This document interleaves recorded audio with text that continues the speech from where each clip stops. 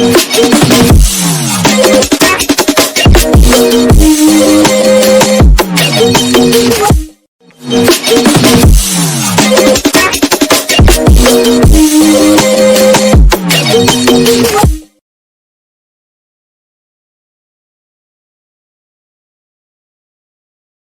दोस्तों, कैसे हो? आपका स्वागत है त्रिपान स्टडी सेंटर में। आज जो हम करने जा रहे हैं क्लास 10th NIOS बोर्ड के साथ जो है CBSE का भी एक सिलेबस है, केमिकल रिएक्शन एंड इक्वेशन, यानी कह सकते हो कि रासायनिक अभिक्रिया और जो है समीकरण बहुत ही इम्पोर्टेंट है।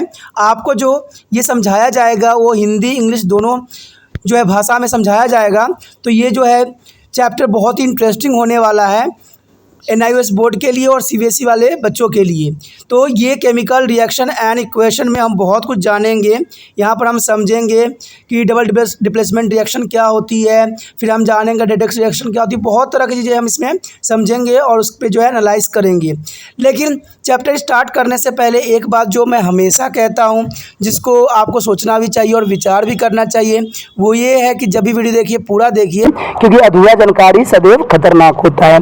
साथ में इंपॉर्टेंट बात ये भी रहती है कि अगर आप पहली बार वीडियो देख रहे हो तो लाइक शेयर सब्सक्राइब जरूर कीजिए। देखिए दोस्तों, लाइक कीजिएगा तो इससे ये होता है कि बनाने वाले का जो मनोबल होता है वो बढ़ता है और आपके लिए अच्छा से अच्छा करने की सदैव कोशिश करता है। तो लाइक जरूर कीजिए और लाइक करके मुझे प्रोत्साहित कीजिए, जिससे मैं आपके लिए अच्छा से अच्छा और भी बेस्ट बना सकूं। और शेयर करना तो कहते हैं जग कल्याण के समान है। अगर आप दूसरे जरूरतमंद बच्चे हैं उनको अगर शेयर करते हैं और उन तक ये वीडियो पहुंचाते हो तो इससे ये होता है कि अगर उनकी आवश्यकता थी और वो उसी वीडियो की प्रतीक्षा में थे और आपके थ्रू वो मिल गया है तो वो आपके शुक्रिया अदा करेंगे और आपको धन्यवाद देंगे और आपको जो है अच्छा भी कहेंगे। ठीक है, और सब्सक्राइब करना इसलिए इम्पोर्टेंट है कि आप वीडियो तब भेजोगे ना अपने दोस्तों के पास जब आपके पास ही पता लगेगा कि ये वीडियो उनके लिए है। तो सब्सक्राइब करोगे तभी आप तक इसका नोटिफिकेशन जो है मिलेगा और सही समय पर जो है दूसरे बच्चों को भी हेल्प कर पाओगे। दोस्तों, आप सोचते होगा कि त्रिपान स्टडी सेंटर जो है सिर्फ वो जो है NIOS बोर्ड के लिए ही वीडियो बनाता है या सिर्फ एक ही क्लास के लिए वीडियो बनाता है।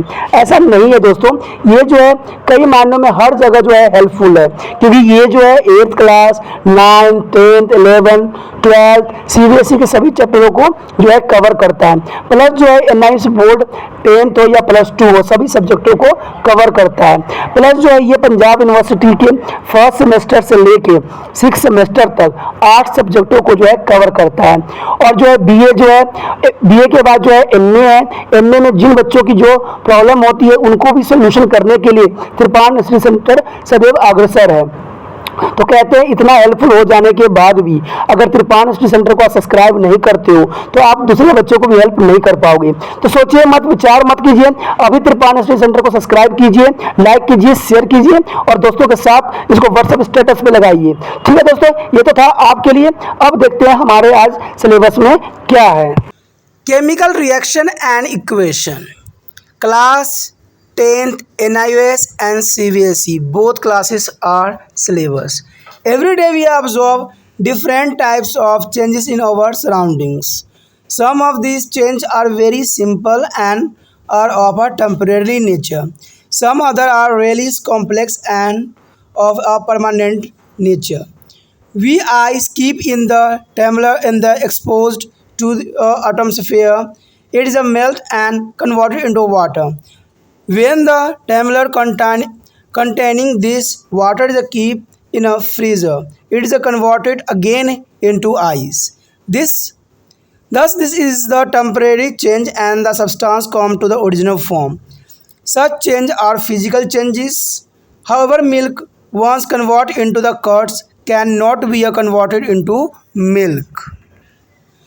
Such changes are chemical changes. These changes are permanent nature. Both physical and chemical changes are integral part of our daily life.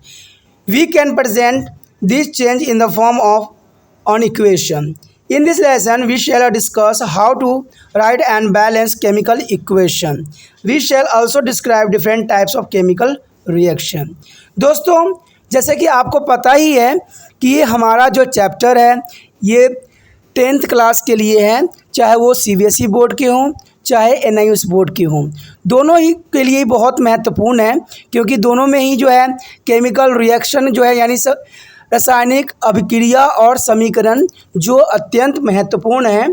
ठीक है, तो इसमें जो हम पढ़ेंगे, हम देखेंगे कि जो कुछ चीज़ें जो होती है हमारे वातावरण में जो होती है टेम्परेरी के टाइम के लिए होती है, और कुछ जो होती है परमानेंट के लिए होता है यानी सदैव के लिए वो बदल जाती है। कहते हैं इसमें जो है एक एग्जाम्पल के तौर पे आपके समक्ष जो है प्रस्तुत किया था कि इसमें आइस की बात बताई जाती है।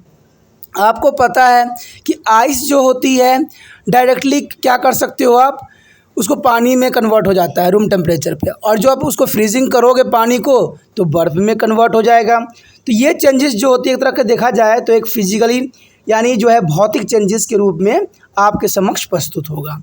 सेम अदर एग्जाम्पल अगर हम लेते हैं, जैसे मिल्क होता है यानी दूध जो है, दूध को चाहो तो आप दही में कन्वर्ट कर सकते हो, बना सकते हो, बदल सकते हो ना, लेकिन दही को दूध में कन्वर्ट करना संभव नहीं है। तो इसको जो हम कहते हैं केमिकल चेंजेस यानी रासायनिक जो बदलाव होती है वो होता है इसमें, तो दोबारा से चेंज करना इसमें संभव नहीं है। इस चैप्टर में जो है हम बहुत कुछ समझेंगे और डिस्कस करेंगे कि इन चीज़ों को जो है बैलेंस हम किस प्रकार करते हैं। बैलेंस करना अत्यंत महत्वपूर्ण है, अगर बैलेंस नहीं कीजिएगा तो जो कोई भी रिएक्शन होगा वो विनाशकारी होता है, ये मैं सदैव ही बोलता हूँ, क्योंकि अधूरा जानकारी भी खतरनाक होता है। अगर कोई केमिकल को अगर बैलेंस ना किया जाए तो वो भी सदैव खतरनाक ही सिद्ध होता है। तो इसमें जो है हम टाइप्स ऑफ केमिकल रिएक्शन भी पढ़ेंगे, कितने प्रकार जो है रासायनिक अभिक्रियाएं होती है, कितने प्रकार की होती है। तो ये सारी बातें जो है इस चैप्टर में हम समझने की कोशिश करेंगे। Today we are learn write and balance simple chemical equation, describe the significance of balance chemical equation, explores there a relationship between two mole, mass and volume of various reaction and products, classify the chemical reaction and as a combination, decomposition, displacement and double displacement reaction and etc. Define the oxidation and reduction process, redox reaction and correlates this with the cohesion and density and other aspects of daily life. दोस्तों यहाँ पर जो है हम हर तरह के balance के बारे में समझेंगे, जानेंगे, जिसमें आपके समक्ष जो होगा कम्बिनेशन, डिकम्बिनेशन सारे तरह के होंगे। ठीक है, साथ में आपके जो होंगे वो होंगे कि जंग किसे के जंग लगना क्या होती है, फिर से जो आप चिप्स इतने सारे खाते हो तो उसमें कौन सी गैसें दिया जाता है, तो रेंसिटी में आ जाती है। तो जो हमारे जीवन में जो असामान्य घटनाएं घटती है उसके बारे में भी हम इसमें विचार विमर्श करेंगे और जानने की कोशिश करेंगे। Today our topic is chemical equation. You must have observed many chemical changes in nature, in your surrounding and in your daily lives. Let's perform few activities to observe of changes. Take a 2 centimeter long magnesium ribbon. Clean it with a pieces of the sandpaper. Hold it firmly with the pairs of tongs and heat it over the spirit lamp or a burner until it's warm. Keep the ribbons as far as possible for your eyes. What do you observe? The magnesium ribbons burn with the dazzling lights and liberate a lot of heat. It is soon converted into the white powder substance. So in this figure, the tongs as the hold a ribbon, magnesium ribbon, and burn it. The particle of MgO यानी magnesium oxide are formation. The white powder of MgO from a Chinese dish. The experiment of burning of magnesium ribbon. दोस्तों जैसे कि आप चित्र में भी देख सकते हो और समझने की कोशिश कर सकते हो कि यहाँ पर जो है मैग्नीशियम रिबन को जो है हम जलाने की कोशिश कर रहे हैं। ये क्वेश्चन जो है कई बार एग्ज़ाम में आ जाता है कि जलाने से पहले जो है मैग्नीशियम रिबन को हम क्लीन क्यों करते हैं।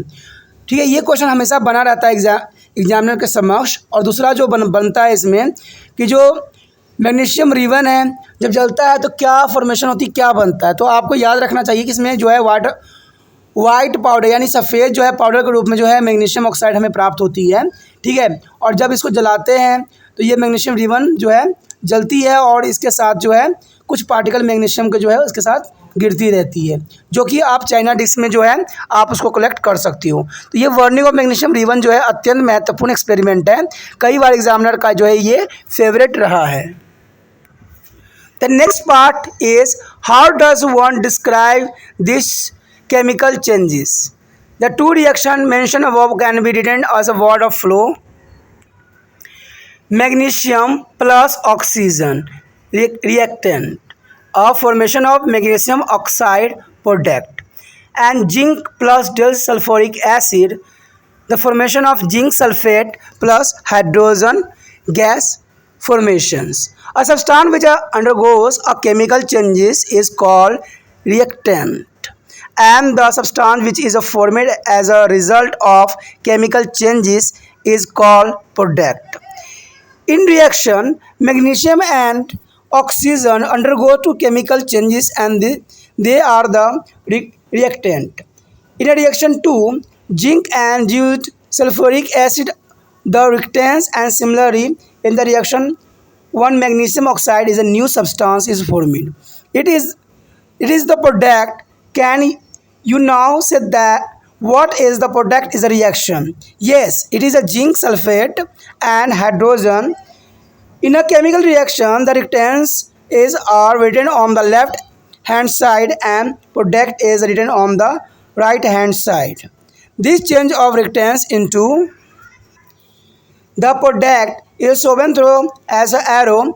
Use of plus sign is made then there are more than one reactants or there are more than one product. Let us see if you can complete this reaction given below. Calcium chlorines and calcium chloride means calcium chlorides is a center is a use of plus and calcium chloride is a use of equal.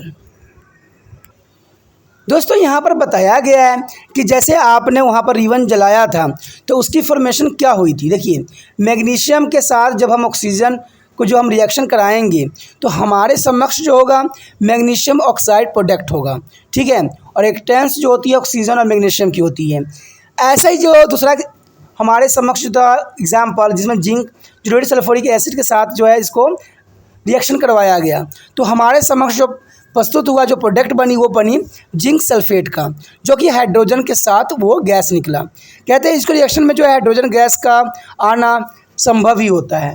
कहते हैं substance undergoes to chemical changes called. देखिए, जो substance जो होता है chemical changes के through होता है उसे हम रिएक्टेंस कहते हैं, और जो सब्सटेंस जो होती है केमिकल रिजल्ट क्या में कुछ बनती है वो प्रोडक्ट बनती है। ठीक है, तो उसको हम प्रोडक्ट के नाम से भी जाना जाता है। यहाँ पर जो आपने मैग्नीशियम और ऑक्सीजन के साथ जो रिएक्शन किया है तो आपको जो फॉर्मेशन हुई तो मैग्नीशियम ऑक्साइड फॉर्मेशन हुई। सेकेंड एक्सपेरिमेंट में जब हमने किया था जिंक और सल्फ्यूरिक एसिड को जो हमने रिएक्शन करवाया था तो हमारे समक्ष था जिंक सल्फेट बना था और हाइड्रोजन गैस जो कि वो रिलीज़ किया था। तो ये जो है सिंपली फॉर्म में आपके समक्ष था, इसमें कोई भी आपको देख सकते हो कि यहाँ बैलेंस की कुछ भी नहीं बताया गया है, लेकिन जब हम इसको शॉर्ट फॉर्म में लिखेंगे तो हम इसे बैलेंस करने की हमें अत्यंत आवश्यक होगा। ठीक है, जैसे कि यहाँ पर आगे भी बताया गया है।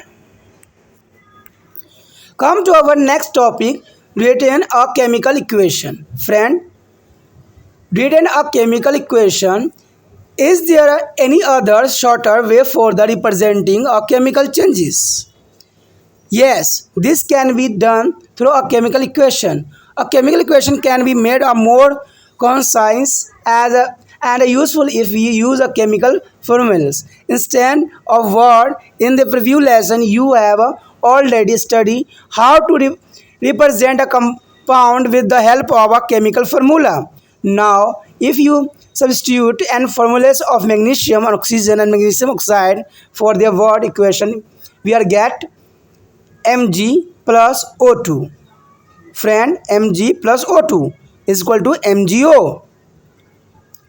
Friend, here it is not a complete balanced.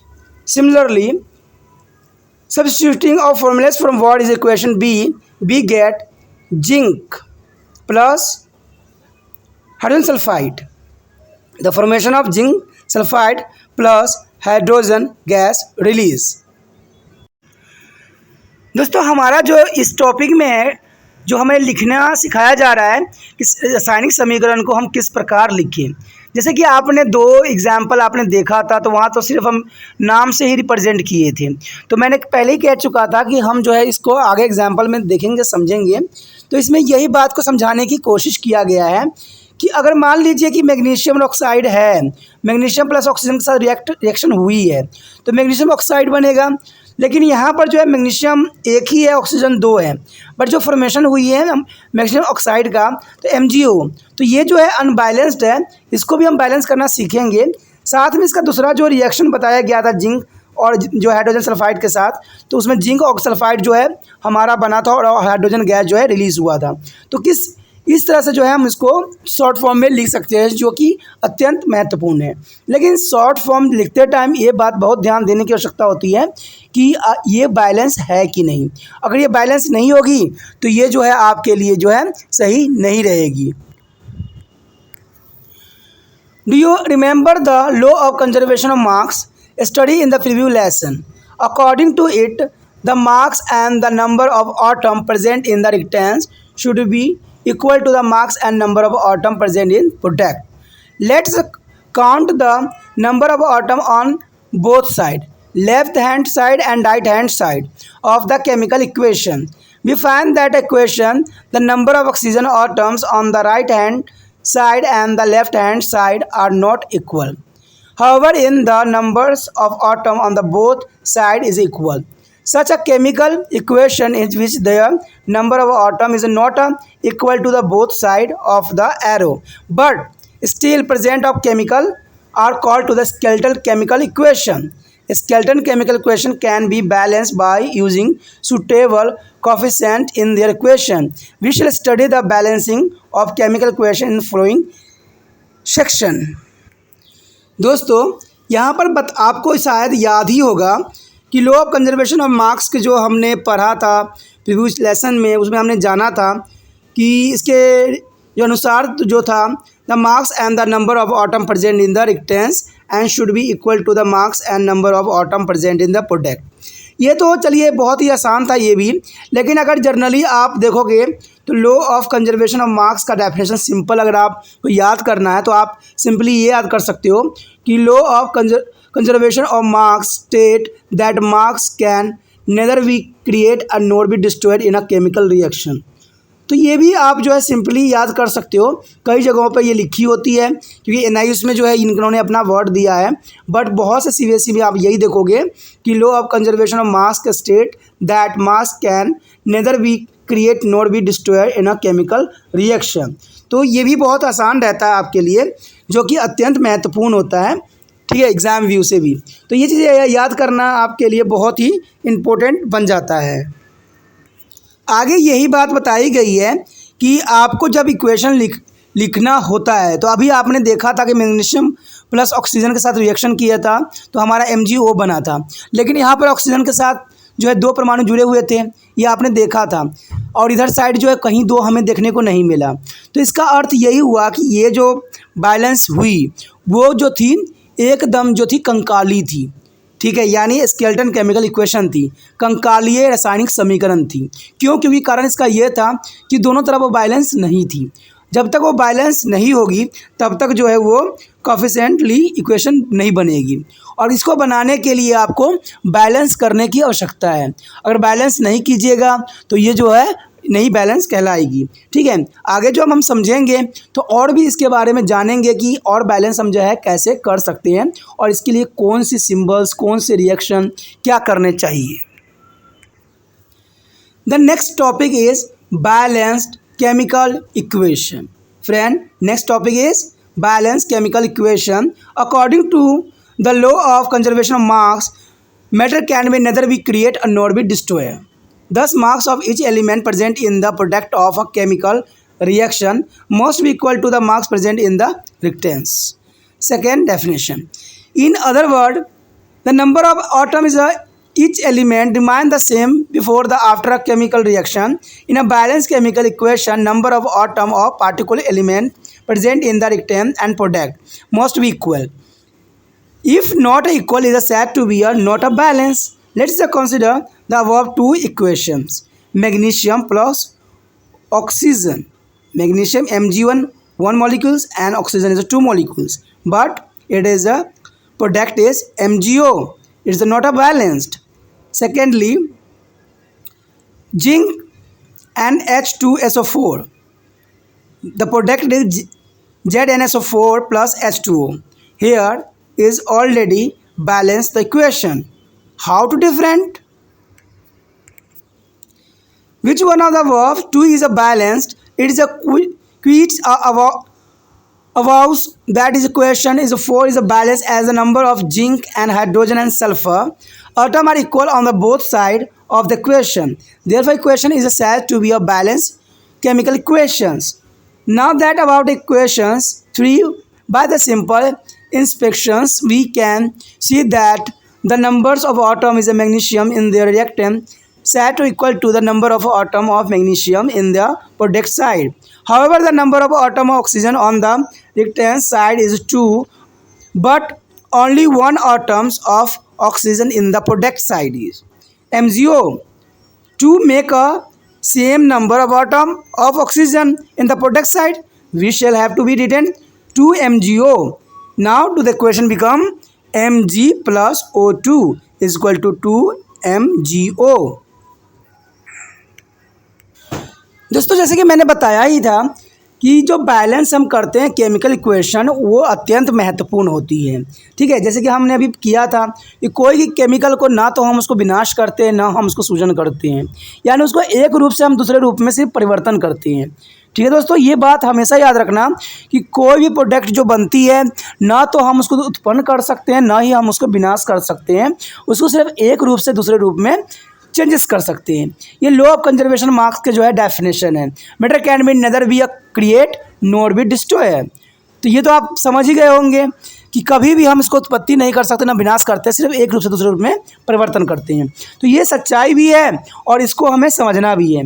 यहाँ पर हमने जो है 2 इक्वेशन देखा था मैग्नीशियम ऑक्साइड के, मैग्नीशियम को ऑक्सीजन के साथ रिएक्ट करते हुए जिसमें MgO बनाया था और जिंक को जो है हाइड्रोजन सल्फाइड के साथ रिएक्शन करके दिखाया था। तो चलिए, मैग्नीशियम प्लस O2 जो है ये अनबैलेंस था। मैंने पहले ही बताया था कि ये रिएक्शन जो हुई है वो अनबैलेंस हुई है।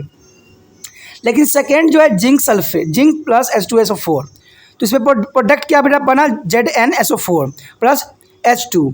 अब देखिए इसमें देखो इधर साइड देखिएगा लेफ्ट साइड, तो आपको दिखेगा कि यहाँ पर हाइड्रोजन 2 है, इधर भी हाइड्रोजन 2 है, तो इट मीन कि ये बैलेंस्ड है। जिंक भी है, एक इधर है इधर भी एक है, तो जिंक भी बैलेंस्ड हो गया। और SO4 है तो इधर भी SO4 है। इसका मतलब ये हुआ कि जो सेकेंड हमारा एग्जाम्पल है वो पूरी तरह से बैलेंस्ड है, लेकिन जो हमारा फर्स्ट था वो अनबैलेंस है, यानी ये नहीं बैलेंस है, यानी इसका जो समीकरण संतुलित नहीं है। तो ये बातें हमारे लिए अत्यंत महत्वपूर्ण बन जाता है कि हम इसको संतुलित कैसे करें। तो यहाँ पर जो बताया गया है कि हम इसको इक्वेशन को बैलेंस जो है, जो बैलेंस केमिकल इक्वेशन है उसको हम कैसे बैलेंस करें। तो बैलेंस करने के लिए आपको क्या, कुछ बच्चे क्या करते हैं मैग्नीशियम के नीचे 2 लगा देते हैं प्रोडक्ट में, जो कि हमेशा ही गलत होता है। दोस्तों ऐसा नहीं होता है। जब भी आपको बैलेंस करने के लिए मिले तो कभी पावर के रूप में इसको सो नीचे नहीं लिख सकती हो। ये सदैव जो है इक्वेशन लिखने के पहले लिखा जाता है, जैसे कि इस इक्वेशन में लिख के दिखाया भी गया है कि Mg plus O2 is equal to 2 MgO। हमेशा याद रखना कि जब भी बैलेंस करना है जहाँ पर 2 लिखा हुआ है वहाँ पर 3, 4, 5 जो भी मर्जी अगर बैलेंस आता है वहाँ पर लिख सकती हो। ठीक है, लेकिन इसका जैसे ऑक्सीजन में लिखा हुआ है O2 लिखा हुआ है, नीचे उसके पैरों में 2 लिखा हुआ है, वो सिर्फ आपका प्रोडक्ट के समय ही रहेगा, लेकिन इसका जब फॉर्मेशन होती है तो कभी भी आप चेंज नहीं कर सकते। जब भी बैलेंस करना है तो इसको जो है पहले लिखना होता है, जैसे 2 MgO लिखा गया है, एंड 2 सदैव पहले होगा, चाहे वहाँ 4 हो चाहे किसी भी रिएक्शन के साथ हो। तो ये बहुत ही महत्वपूर्ण बन जाता है आपके लिए। अगर ऐसे नहीं लिखते हो तो शायद जो है आपका इक्वेशन गलत हो जाएगा और आप जो है मुसीबत में पड़ जाओगे। तो ये बातें आपके लिए जो है बहुत इंपॉर्टेंट मायने रखता है। In the above equation there is a shortage of one atom is a magnesium on the left hand side for balancing the number of magnesium atom We need to put up 2 before Mg and their equation become a 2Mg plus O2 is equal to 2MgO. Here is a complete balance. Now the number of magnesium and oxygen atoms is equal on the both side of the arrow and the chemical equation is said to be a balance. This method of balancing of a chemical equation is called to heat and try method. Friend, what is called to the balance is a heat and try method. And let us consider another reaction for it and the balancing the chemical reaction when the steam and pass over to the red hot iron hydrogen gas is involved to the magnetic oxide of iron Fe3O4 is obtained. This can be expressed as Fe plus H2O is equal to Fe3O4 plus H2O. If we examine the above equation, we find that equation is not be balanced. Let us try to balance it using to the following step. The first step, study the equation carefully and write the number of atom different element in the imbalance equation. Fe plus H2O is equal to Fe3O4 plus H2O. Friend, here is a Fe is a other side is a 3 and this side is a only 1. So no balance. Why is not balance? There is a see the table, compare the number of atom different element, its reactant and product. The number of atom in the reactant side is a Fe1, hydrogen 2, oxygen 1. But other side is product side. Iron is a 3 and hydrogen is a 2 and oxygen a 4. It means to not balance. Second step, we should be start balancing with the compound that are constant of maximum number of atom. The compound may be a reactants or product in compound. Select the element which is the maximum number of atom based on their selected to H3O4 in the above equation. In a Fe3O4, then element oxygen has the maximum number of atom. There are 4 oxygen atom on the right hand side and only 1 oxygen atom on the left hand side of the arrow. For balancing the oxygen atom, we can put the coefficient 4, means 4H2O. Now the equation become Fe plus 4H2O is equal to Fe3O4 plus H2O. Particularly is balanced, but third step is here Fe and hydrogen and iron hydrogen atoms are still not be balanced because iron is there is side is 1 and other side is a 3. It is not a balance. Hydrogen is not balanced because there is side is hydrogen is a 8 and other side is a only 2. It means to no balance. Let us balance the hydrogen atom. For this make a number and molecules of hydrogen as a 4 on the right hand side of the arrow. The equation now become Fe plus 4H2O is equal to Fe3O4 plus 4H2O. Here the hydrogen is a balanced and oxygen is a balanced, but iron is a not balanced. Let's take a other step. Fourth, now out of the 3 element only iron remaining the imbalance. For balancing iron, we written 3 atom of iron on left hand side. The equation become a balanced. Here Fe3 plus 4H2O and Fe3O4 plus 4H2O. It is a balance. And finally, their fifth step, the finally count the number of atom all the 3 element on the both side of the arrow. You will find that number of atom of oxygen, hydrogen and iron on the both side of the arrow are equal and the balance equation is obtained as 3Fe plus 4H2O is equal to Fe3O4 plus 4H2O balance. दोस्तों यहाँ पर हमारे समक्ष जो है magnesium और oxygen atom को equal करने का जो है यहाँ पर बताया गया है। यहाँ बताया गया है कि केमिकल इक्वेशन को हम कैसे बैलेंस करेंगे और जो बैलेंस होती है कोई भी रासायनिक समीकरण तो उसको हम क्या कहते हैं, हीट एंड ट्रायल मेथड, जो कि बहुत ही महत्वपूर्ण माना जाता है। हीट एंड ट्रायल मेथड इसमें बताया गया है कि हमारे समक्ष जो है कोई भी जो जैसे कि आयरन है और ऑक्सीजन है तो उसके साथ कैसे हम रिएक्शन कराएंगे, ठीक है। इसको हम जो है रेड हॉट आयरन को जो है हाइड्रोजन गैस के साथ रिएक्शन कराने की कोशिश कर रहे हैं। तो जैसे कि यहाँ पर आपको समक्ष जो होगा, इसको शॉर्ट फॉर्म में लिखी गई है Fe + H2O = Fe3O4 + H2। दोस्तों इसको जो है हम अलग अलग स्टेप में जो है इसको समझने की कोशिश करेंगे कि हम बैलेंस कैसे करें। देखिए दोस्तों, कहते हैं बैलेंस करना आपको अगर एक बार समझ में आ गया ना तो बहुत आसान तरीके से जो है आप बैलेंस करना सीख जाइएगा। तो देखते हैं हमारा स्टेप जो है, पहला स्टेप में कैसे आप जो है इसको बैलेंस को पकड़ सकते हो। पहले स्टेप में तो आपको ये देखना है कि हमारे जो है टेबल में आपने क्या करना है, रिएक्टेंस और जो है हमारा प्रोडक्ट यानी जो उत्पाद बना है और जो हमारा ये दोनों को हमने उसको पहले तो केमिकल देख लेना है क्या क्या है। जैसे कि यहाँ पर आयरन के रूप में जो हम रिएक्टेंस दिया हुआ है 1 दिया हुआ है, ठीक है, लेकिन वही प्रोडक्ट में कितना दिया हुआ है 3 दिया हुआ है। हाइड्रोजन में इसमें 2 दिया हुआ है और इधर भी 2 है। तो ये तो चलो हाइड्रोजन यहाँ पर बैलेंस दिखाया गया है, बट ऑक्सीजन यहाँ पर 1 और यहाँ 4 है, तो इतने डिफरेंट है। तो इसको जो है हम स्टेप बाय स्टेप समझने की कोशिश करेंगे और एनालाइज भी करेंगे कि आखिर हम इसको कैसे कर सकते हैं। अब दूसरा स्टेप क्या कहता है देखते हैं। जैसे कि दूसरा स्टेप में आपके समक्ष बताया गया है, देखिए इसमें आप नोट कीजिएगा तो इसमें सबसे बड़ा जो है ऑक्सीजन है, यानी ऑक्सीजन सबसे बड़ा है। तो सबसे पहले तो हमें ऑक्सीजन को बैलेंस करना पड़ेगा। अगर ऑक्सीजन इधर साइड 4 है, 4 है, ठीक है, और इधर जो है ऑक्सीजन 1 है, अगर हम इसके जो है पहले में 4 लगा दें तो इसका मतलब जो है ऑक्सीजन बैलेंस्ड हो जाएगा। तो हमने ऐसा ही किया, यहाँ पर जो है हमने 4 लगा दिया यानी H2O में कन्वर्ट कर दिया, तो यहाँ पर जो है ऑक्सीजन जो है बैलेंस्ड हो गया।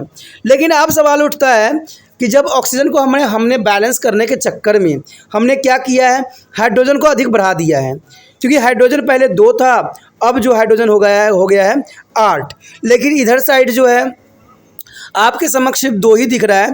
तो इसमें जो है कितनी कमी हो पड़ गया, 6 की पड़ गया। अब इसको जो है हमें 8 कैसे करना पड़ेगा। जब तक हम इसको 8 नहीं करेंगे तब तक जो है ये बैलेंस नहीं होगा।